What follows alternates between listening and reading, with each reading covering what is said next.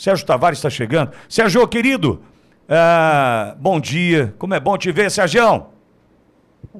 Muito bom dia Alexandre, bom dia a todo o auditório, bom dia a todos os queridos ouvintes da Rádio Oriverde, que bom estar aqui a falar convosco a partir de Portugal, a partir da Europa. Eu desta vez fui um bocadinho, há uma expressão aqui em Portugal que é maçarica, é aqueles inexperientes, porque eu já estava aqui há muito tempo, mas esqueci-me de clicar onde diz ingressar, então eu estava aqui nos bastidores, mas não ingressei, por isso é que não aparecia aí na vossa emissão, mas eu já estava aqui, mas acontece a todos, até aos mais experientes. Bom dia a todos. Desculpa, me desculpa também, Sérgio. Sérgio, teve gente que passou vergonha aqui no Brasil. Ontem chamou Macron de Sarkozy. Eu achei que fosse o Biden, mas foi o Lula. Estamos bem de presidente por aqui, hein? E o Macron veio para ser chamado de Sarkozy no Brasil, viu, Sérgio? Exatamente, é como a uva, né? Que é aquela questão da fruta, que era uma uva e afinal não era uma uva. Mas essas notícias aqui não chegam. Aqui quando Lula comete gafes, quando Joe Biden comete gafes, e são umas atrás das outras, e entre Lula e Joe Biden não há muita diferença. Até dizem que os dois são clones, vejam bem as más línguas.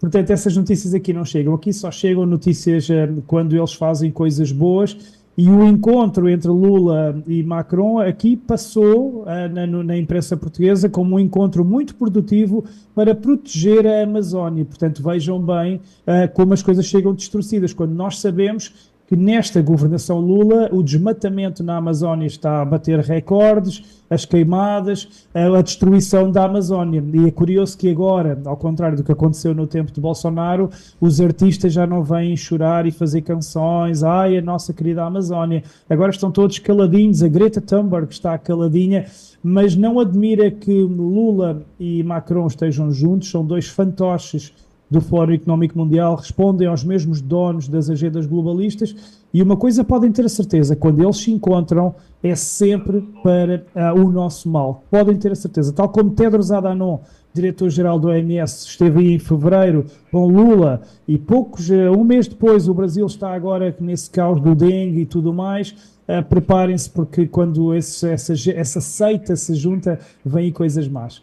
Mas, Pitólia, deixa-me dizer que, em relação às notícias que chegam aqui em Portugal, passou aqui a notícia sobre Jair Bolsonaro e a questão da embaixada, mas a notícia que chegou aqui é novamente tendenciosa, ou seja, não mostraram a notícia como para tentar averiguar o que aconteceu. A notícia, e vou citar, é: ex-presidente tentou usar amizade com Orbán para assegurar fuga à justiça. CNN Portugal. Ou seja, as notícias que aqui chegaram sobre a situação de Jair Bolsonaro na questão da Embaixada da Hungria é para assegurar fuga à justiça, mas assim afirmando. Vejam como o jornalismo agora é assim, sem provas, sem nada, afirmam acusações para denegrir uma pessoa, neste caso, Jair Bolsonaro.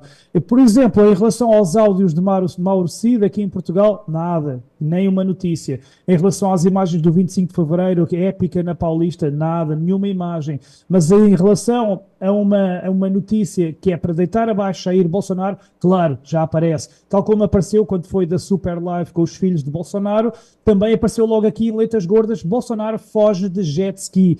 Tudo distorcido. É para vocês perceberem o grau de deslealdade, como esta imprensa europeia e portuguesa também age da mesma forma que a imprensa brasileira. Felizmente, sabemos agora que houve essa explicação por parte da Embaixada da Hungria, que possivelmente essas 2 noites de Bolsonaro estavam ligadas a tentativa de assassinato, mas essa notícia não chega aqui a Portugal. Eu sei disso porque estou atento à política e recebo informações aí do Brasil. Aqui não vai chegar essa informação. O que vai ficar para sempre na cabeça dos portugueses é que Bolsonaro tentou então fugir à justiça. Eles fazem sempre isso. Por isso é que aqui em Portugal os jornalistas estiveram em greve na semana passada, estão a cair em desgraça à grande imprensa, estão a haver despedimentos, cortes nos salários e as pessoas perderam mesmo a confiança, estão a perder a confiança nas televisões e por isso é que canais como o meu, canais assim alternativos, vão subindo. Há mais notícias, mas não sei, entretanto, se queres fazer mais alguma pergunta, Alexandre. Sérgio, essa questão envolvendo a Embaixada da Hungria, vazamento de imagens do interior de uma embaixada, entendo isso ser muito grave. Mas fiz uma análise aqui ontem, Sérgio, dizendo o seguinte: a Globo, o Globo, Folha de São Paulo, o UOL, Estadão, não deram conta e precisaram recorrer ao primo rico, ao The New York Times, para fazer com que algo chegasse à mídia internacional, para então tentar fazer com que a narrativa que deve levar Bolsonaro à prisão ganhe força. Então eu falei, pô, não deram conta? A imprensa brasileira não deu conta, precisou do primo rico, chamou The New York Times, mas eu achei um absurdo, Sérgio, o vazamento da imagem do interior de uma embaixada. O Obama vai ter que se explicar. E mais do que isso, nós temos essa narrativa. O João trouxe uma informação que a prisão do Bolsonaro está sendo preparada para o final do ano. Relatório da Polícia Federal até julho, e até final do ano Bolsonaro deve ser preso. Ao mesmo tempo que dizem que ele pode usar tornozeleira eletrônica. Olha o tamanho dos absurdos que acontecem por aqui, Sérgio.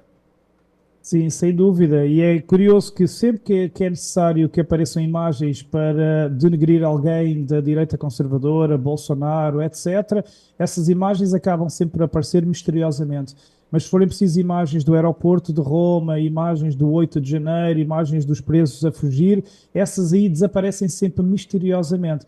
E eu soube também que esse jornalista do New York Times já tinha estado também aí no Brasil, portanto, isto foi tudo concertado, com certeza, para denegrir, porque todos sabemos que o caminho que se pretende, o último caminho final será então a prisão de Jair Bolsonaro, nem que seja por fases, primeiro com tornozeleira eletrónica, para humilhá-lo, para o intimidar e depois então a prisão. Todos sabemos que é esse o caminho.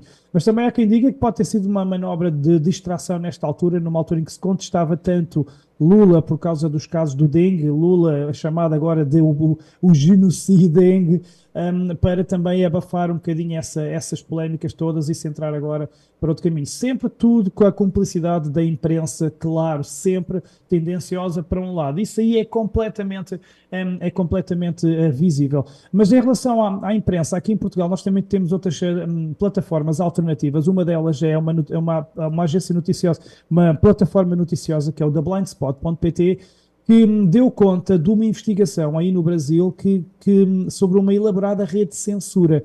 Esta rede de censura começou em 2018, logo após Bolsonaro ter sido eleito presidente, e é uma rede de censura que foi fomentada pelo próprio TSE e a inteligência brasileira, que acharam que Bolsonaro só venceu, e cito, porque houve desinformação. Então passaram a criar uma espécie uma forma de censurar e de fazer aqui uma filtragem nas notícias que saíam cá para fora, para que o erro de Bolsonaro ser eleito em 2018 não voltasse a suceder. Isso foi promovido pelo TSE mesmo, com algumas agências, ONGs não governamentais, como a Sleeping Giants, o Instituto Getúlio Vargas, Instituto Primeiro Olhar, e agora imaginem, financiados por quem? Jorge Soros.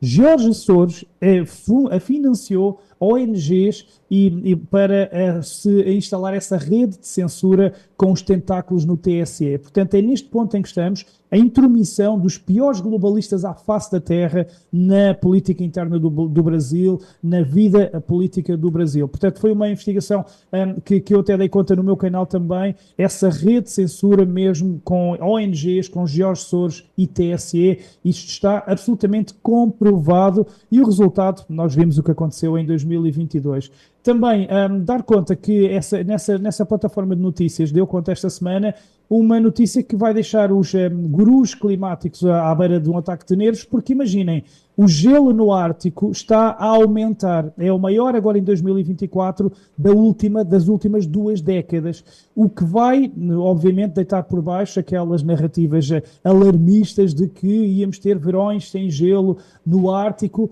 e, portanto, agora está a haver uma inversão.